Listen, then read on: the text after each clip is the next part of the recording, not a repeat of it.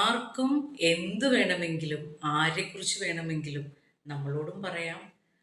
നമ്മളെക്കുറിച്ച് ഇവർക്ക് മറ്റുള്ള ആൾക്കാരോടും എന്ത് വേണമെങ്കിലും പറയാം.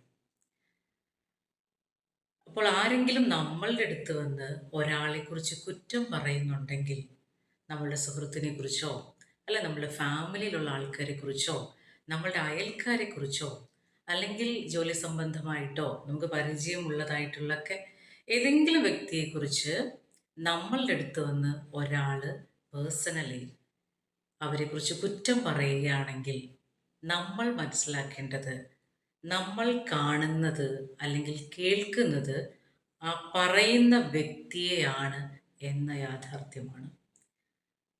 ആരാണ് നമ്മളോട് എന്താണ് പറയുന്നത്, അവരെയാണ് നമ്മൾ കാണുന്നത്, അവരെയാണ് നമ്മൾ കേൾക്കുന്നത്, അവരുടെ തിങ്കിങ് ആണ് നമ്മൾ അറിയുന്നത്, അവരുടെ അനാലിസിസാണ് നമ്മൾ അറിയുന്നത്, അവരുടെ അഭിപ്രായമാണ് നമ്മൾ അറിയുന്നത്.